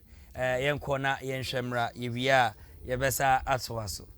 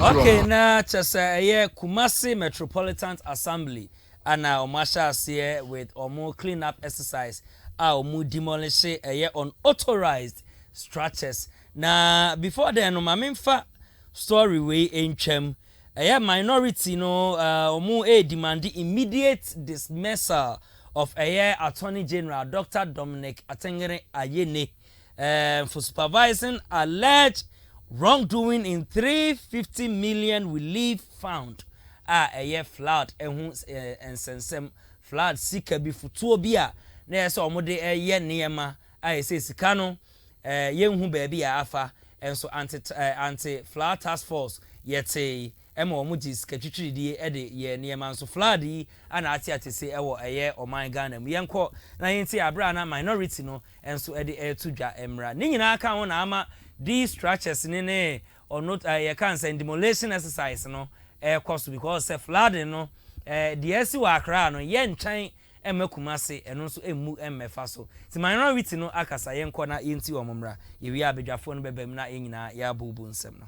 The Ministry of Finance subsequently announced that the 350 million cedis had been released while the court process remained unresolved. The unavoidable question, therefore, is how did the money move? One conclusion is difficult to escape. If the contingency fund remained under attachment and could not lawfully be assessed, then the emergency disbursement could only have proceeded through another public account. In other words, When the approved source became unavailable, an alternative source appears to have been used. If that is what occurred, then Parliament was never asked to approve the alternative source, and the constitutional requirements governing withdrawals from public funds were bypassed. Yet the Ministry of Finance official statement announced, without qualification, that the money had been released from the contingency fund. If the funds were in fact drawn from another account, then that statement did not accurately reflect what transpired. If the 350 million was drawn from any account other than the contingency fund, then the approval Parliament granted was never executed. The withdrawal that was executed was never approved. And the Constitution and the Public Financial Management Act 2016, Act 921, which criminalizes unauthorized withdrawals of public funds, have been violated in broad daylight. Consider third, Article 88. The Attorney General is the principal legal advisor to the government and is responsible for the conduct of all civil proceedings against the state. His letter of 1st July 2026 is a written admission of failure on both fronts. As the officer responsible for civil proceedings against the state, he presided over litigation in which a constitutional fund of the Republic was attached, and there's no indication that the attachment was resisted or that any application was made to discharge it. As principal legal advisor, when the moment came to counsel lawfully, should he fail to do the honorable thing, we call on the President, who swore an oath to preserve, protect, and defend this Constitution, to relieve him of office without delay. The minority accordingly demands, first, the Attorney General and the Minister for Finance appear before Parliament without delay to lay before the House the Ganeshe order, the full record of the suit that produced the judgment debt, the letter of 1st July 2026, and every correspondence exchanged among the Attorney General, the Ministry of Finance, the Controller and Accountant General, and the Bank of Ghana concerning the attachment. The Ministry of Finance subsequently announced that the 350 million cedis had been released, while the court process remained unresolved. The unavoidable question, therefore, is how did the money move? One conclusion is difficult to escape. If the contingency fund remained under attachment and could not lawfully be assessed, then the emergency disbursement could only have proceeded through another public account. In other words, when the approved source became unavailable, an alternative source appears to have been used. If that is what occurred, then Parliament was never asked to approve the alternative source, and the constitutional requirements governing withdrawals from public funds were bypassed. Yet the Ministry of Finance official statement announced, without qualification, that the money had been released from the contingency fund. If the funds were in fact drawn from another account, then that statement did not accurately reflect what transpired. If the 350 million was drawn from any account other than the contingency fund, then the approval Parliament granted was never executed.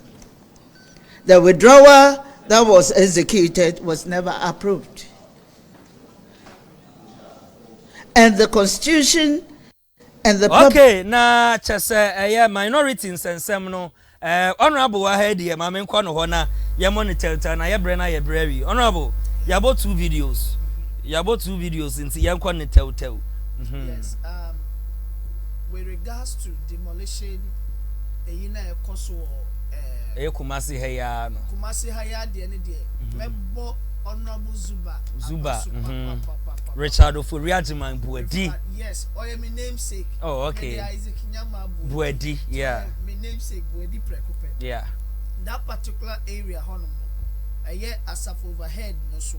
Onam so now will share utu any share a form of onoma. Na structures ni a fear and conform way a year onoma. Or sebefem. And the kind of illicit drugs they deal there.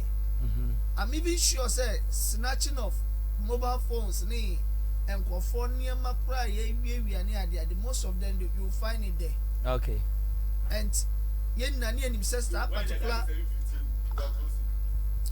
says that particular enclave no your friend is a real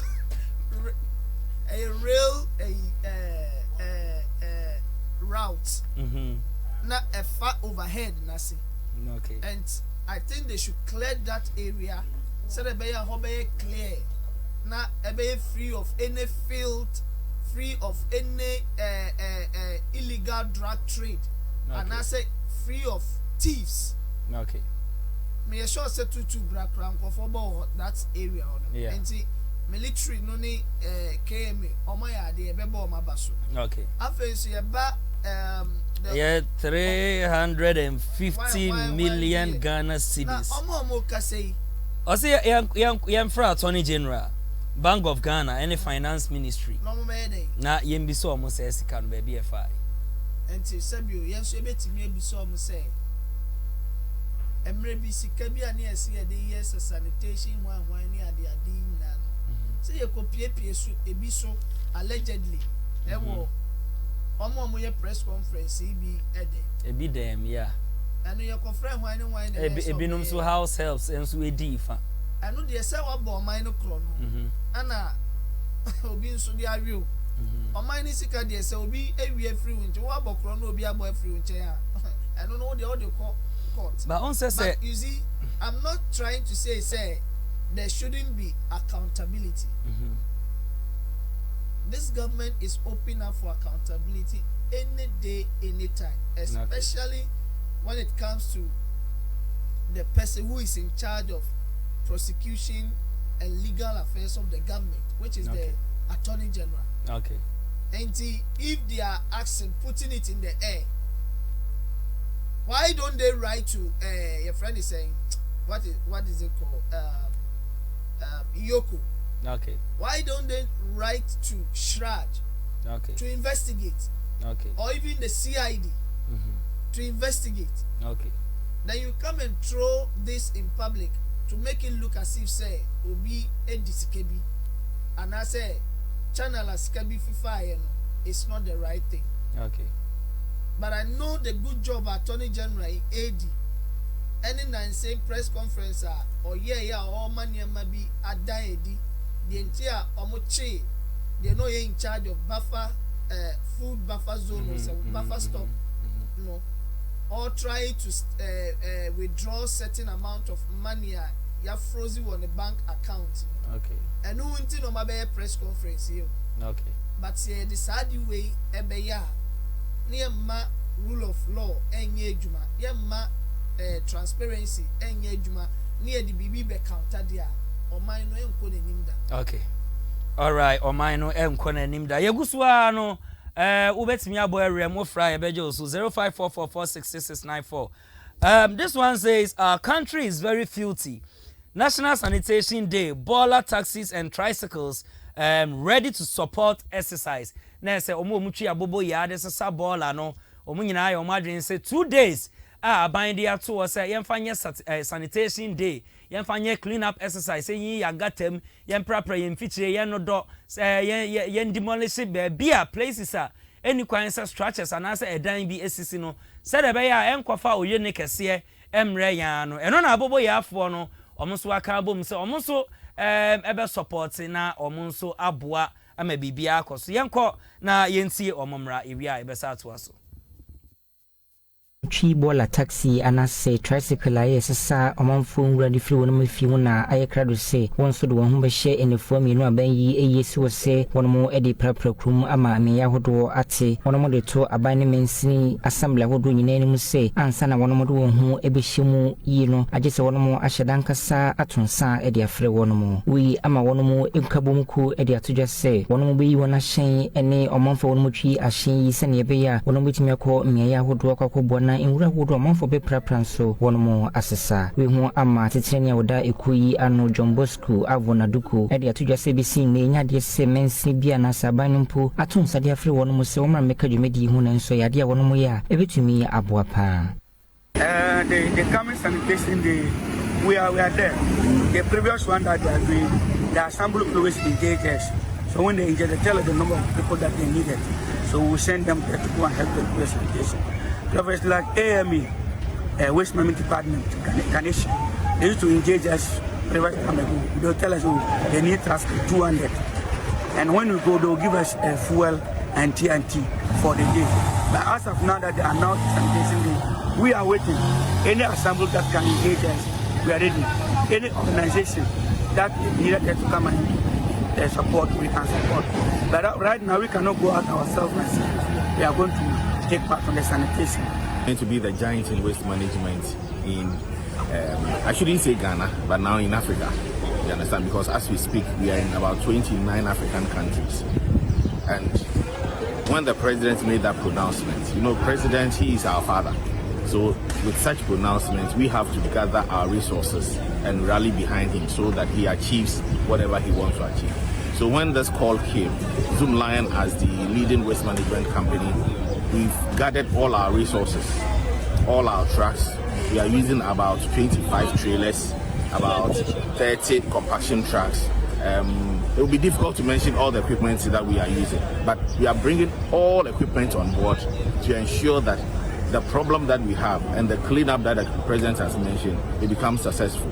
You know that because of the flooding, we are having, let me say, extra waste. Things that were not waste because of the flooding now is waste in so many of the communities. And if we don't take care and clear them, there will be outbreak of diseases. So Zoomlion as a company, we are ready with all our resources. We have transfer stations that were not active. Now we have opened all 5 transfer stations and okay, na chese ensemno ana yakwa akutiaba na yenkwa yanim ewa ha eye Saturday ya itwam ya eye United Television eye UTV omu program omu ya ye friend eye United Showbase ana eye MP for Gomua eye Kwame Honorable Kwame A+ okwa PM wo ho na ye nyina ye nim se abebo ni video ewa ha concerning flooding na esi ye obi owo ne mpesua so aba abeka se flooding no esi na omeboa wo mo ama ye Kwame A+, it is alleged se okotre bibi egu abefo ntentan fidie no eso ye internet na wey ana okopie mu United Showbase ana ye Empress Gift ebisa na se so honorable flooding ho nsensem abi apie ewo mpesua so na otoma ne panel ba kwa ye friend Ola Michaels wo NIT FM na we na Ola eko read comment na eye nipa no so etre edit to social media ene de eye Honorable Kwame A+ response wo de ema no na Ola wie ya nso ene Honorable Kwame A+ ensem sei ana ono so ekan ye yenko na yenhwe emra ewie ebesa ato aso instead of working on your Facebook sharing hello London Massa, your constituents needs you, so return to Parliament. You thought NDC had something better for you, Abi. You see, after teaming up with them, not happy in Parliament. Who will you do? Who will do it? Obi le betro fa won na won give you only. Who can comment that type? Anna, A+ verified.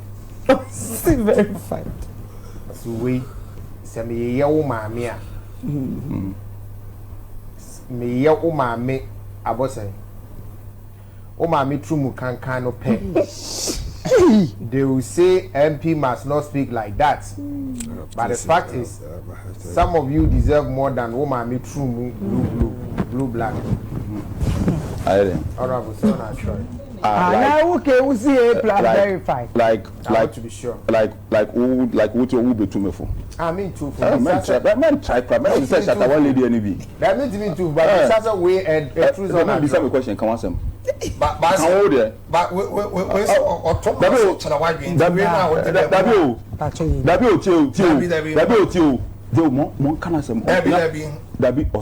no person could be the monk can say mo ya na I so maintenance yes about them like or be too full on will be some questions I will be some question. No, some question. Oh, to me for crowns, I don't know what bottom cry. What bottom. As like I won't be able to.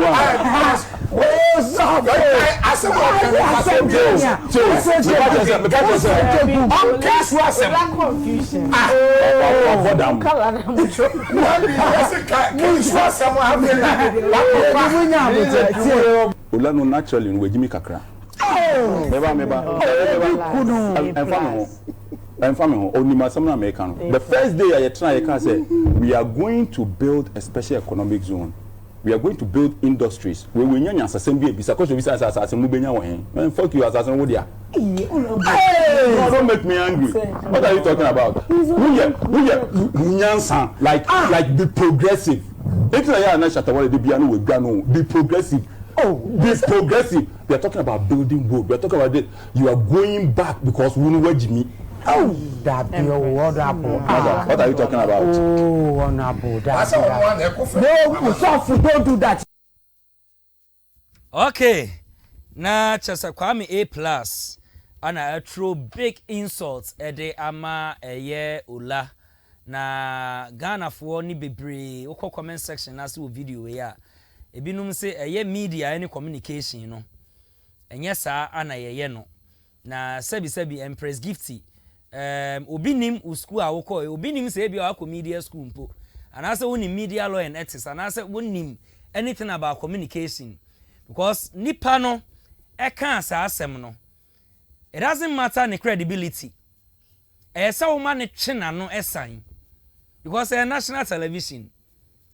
Na because say oye MP nti he have the nerves to insult ne fellow presenter when you follow him and a fellow MP because nipa no de obi etregu abe fonten time no so no and no response a de man and no ana wo kan ya che oni na ya flood ho nsensem and then obi anim say won ne wo personal issue dia na yenko abna mwet one omunyina ewo Ola Michael ni program oye no NIT FM eso omoso kwatena ase no omoso atutu bi e de abo Empress Gifty e de even producer no kro produce sa program no Father Dixon mu nyina omonyo omo de because it's not nice sa national television as a host Empress Gifty so be a throw insult to ni fellow we are ni fellow panel went me amana anche na no ansan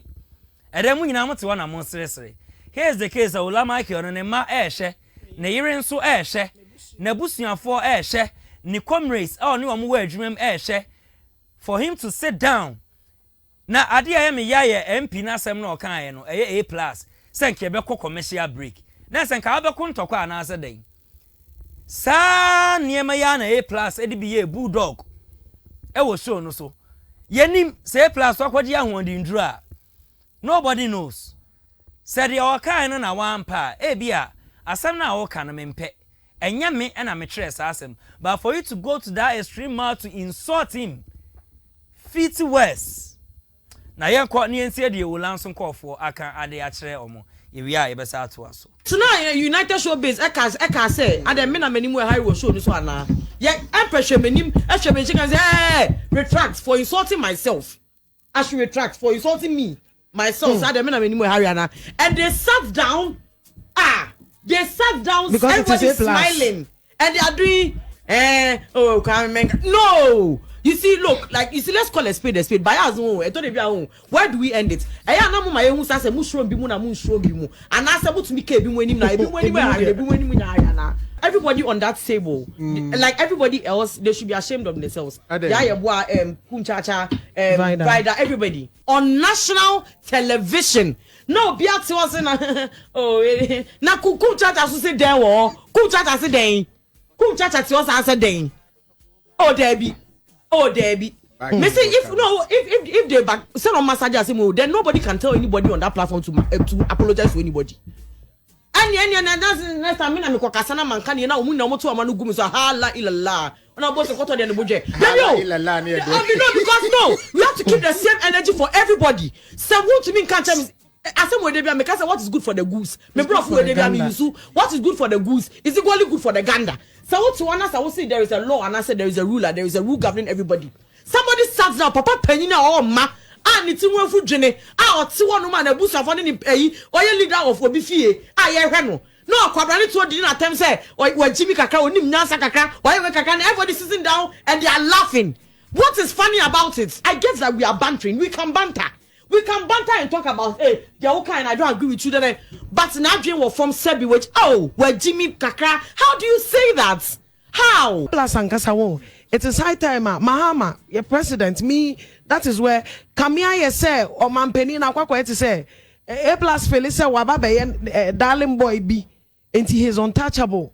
And that is what, and if the president does not act on this, Obibeka say, when what will the president no, do? he has to call him to order. It's freedom of speech. Who a member of parliament? Like he hasn't done anything. All freedom of speech, no leadership demands that you put out a certain amount of decorum, the amount of Subaimpa, you are a leader. Dodo show. MP ultimate nasi. Edio bi atema face sebe ni ma mitrumu edimu atem. Hey, it is a what to me yes say I think that is high time president be calling me to order. And then again I was highly disappointed in Empress Gifty too. Because as a host, you should have control over the show. It was better said she should have. If she was quiet, it would have been better. Or do at them. Oh, Obi Papa. You know he was Obi Papa. Why you could have just called him off the show? Say A plus. Who be di at them now apologize? I'm a pouch of free show. So in a very respectful manner. A plus will for free show. So where was the producer of the show at the time? You see, United Showbiz so far in the country, it is it is the best. It is rated top notch. Ebane Entertainment, nobody does it better than United Showbiz. But you see, it has gotten to the point that it is losing a certain amount of credibility, authenticity, because of Nkrofu Muti say A plus. Kum chacha on the other. Okay, na just Abna Moet and Nkrofu almost true says at a United Showbiz. Na kum chacha say wa antena so Okofifi Pratt ewa Luta FM nen sem say and a kum chacha enso ede atudwa yenkoda yenti enim rasisia. I'm the host and your host asem. Yes, is your host asem. Yeah, Bob Ball or Park as well. Patron, na se players in your program. Patron, hey, referee bem. And one I'm the referee bem no in your friend of footballers to sub. That be and your footballers by the footballers in issue on between me aye. That massa footballers and every see and now massa what's someone say okay there be big some say wow was one kasa why we you was one gache why we here because whatever it is be the see omo nkofo body na we dey no mo that oh body din say me I know that is we din say ya na habajo e din say ya makum nipa anami tonkoke. Don't say man force a statement and ma. Me say Yaku program no be in your banker. That you suffer better. That you Adam me your host. And you forget about host. That you me your host. Forget about host assembly work. Or be a someone for Facebook buy. Anyone na bo asem or no so and the Mama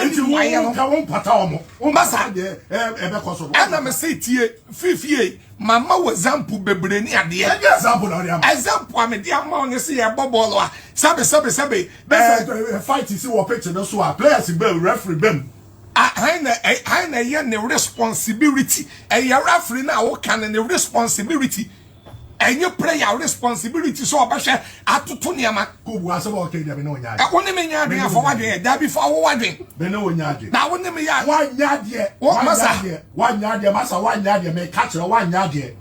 1 yard yet. And did the attempt of course on was it? And did the attempt of course on say a hard dream who knew on Nabu Kwame A plus and on by friend. That catch the same. What is so? You're free so and so. What is so? Say, you're free so. What is so? That say, I'm making your free so that I Saturday in the sea. It's yet the attempt to have you know. Oh, Kwame. Honorable Kwame, you're passing on the Ghana for bank. Ghana for bank. Prophet School Chacha. That's your Ghana for the head of the attempt. I don't know so be admitted. W. I don't know person. Mama for Kwame, or not Kwame, you pass on Bema. 50 you are all confusing me. Mama for on number Kwame, a plus and on Bema. One Casa, one and number. And you got your walk connection of 1 Casa. Okay. Now, just a prophet kum chacha. Ana waka tre ye fifi prat say. So on so ye bema. Onfa eye honorable Kwame A plus number mano. No friend no to ni safo no because ono wonye host. The chaos way ana a course so United Showbiz early to this extent. It's here honorable we mama 33 yen kon 33 minutes na yes summarize bibia na we chen boy ba na yabo awrem ye bre na ye bre. The last videos I share with. In fact many Ola Michaels and I will personally let my lawyers write to Parliament Privileges Committee. Now, I call it A plus to order, or we write a petition to the Honorable Speaker of Parliament. Now, I'm call it A plus to order. May say, Obi Kotina radio station. Sorry, no car sembitia any of our parliamentarians whom we deemed as honorables the person will be allowed to go scot-free. Yeah. You'll be hauled before the Parliament Privileges Committee. Okay. In the same vein, as an honorable member of Parliament, you have every right to respond to any criticisms. Okay. And you represent a group of people. Yeah. May your nature what it tonight United Showbiz etutun send be money free we no buy. It tells you the caliber of people you represent or group of people you represent. Okay. What you say? Yeah. Behind the scene, let me be say enti honorable panti obi na wo no. Enti ni pakro na owo no otimi tunifo. Say me ba upia dan yewe. Na me be say na o ma me kura tunifo obeti. Enti ade oye no Ola Michaels me who negative thing bia Ola Michaels eka wo obi comments obi and obi say question say enti wo response na o man eye wo yes or no and me na we tie di obeka so can be bi na etia wa then you can respond. Yeah. But I'm also disappointed in the host of the program Empress Gift and those who were producing. At that moment, na A plus shall say, "Oh, did you attempt cancer? No, because some muting in my yeah. No, you on only free screen. Yeah. That's almost called commercial break. That's a commercial. Almost they per content. And they've not realized for the past month or years, some of these actions and inaction are taking place for United Showbiz. Airtime. And the program name mo nyam ni dibre air form. Since Nana Mama Brown left, I have not seen any good or better thing that has been happening there. Okay. And the Pakurazu were jai. Who the obi to say A plus member ho? No, the only inkofoshi ana ye critic in the kakre bi pet. The last time only Bulldog only Bulldog. Bulldog ni emfanya no. So no say na be kan sansem hu no. Onu no na ta ka sansem. Yeah. First no ni me no team me up. No ma ke kansem yeah. Yeah. Nanado and Sam Bena, former president. Yes. Good Kwame Plus Ankasa and Sam Answer. Also, the big man, His Excellency Mahama Kra. Platform is there are a lot of youth that are watching. Yeah. What legacy are we leaving for this younger generation? Okay. And no wonder no be betchimia so phone is in and use social media platform to bully people, insult people, cyberbully. Okay, Honorable Hodi. Hello. Hello, good evening. Oh, okay. Honorable Yan Wachanitia Eddie Amamina Ebreno. Yeah. And see, these people who are at certain higher positions or privileged positions like maybe A+ way give people the nerve to also set up cameras and cyberbully people on different platforms. Which hello. Hello, good evening. Hello. Mr. Sedu. Hello. Hello. Good evening. Hello. Hello, good evening. Good evening. Mebacho udiri free. Hello. Mebacho mentie wo ho. Mentie wo ho. Fine. Honorable Fesima Mena yenko yeni. I know this AC. The MS GJ and the National Media Commission. Some of these things are monitor, especially on some of these key television stations. They should always act. Okay, they should always act. Hello. Hello, good evening. Hello. Oh, okay. Okay, Mamemra Adepa. 2 minutes. So the way Messi I menim na hono. As MP. The be free na no abia na waka. Me show ni video bi. Am say Accra International ye no obeye video bi to abontene. The way osibi kasa ye. How? Okay.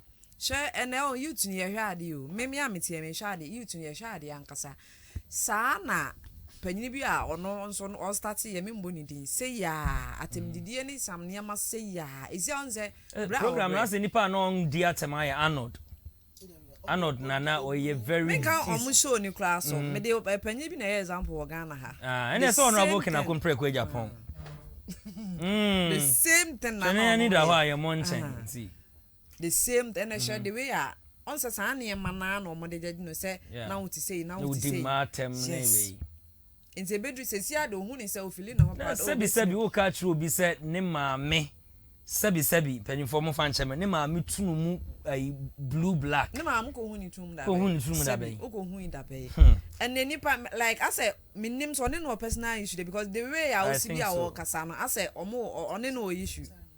Okay, adepa ye fancy ya na chia nipa mienu na ye nko na sports for ba Mechia Hana TV ashefo nyina mechia ye papa ye nyina ya de so for Dr. Apia.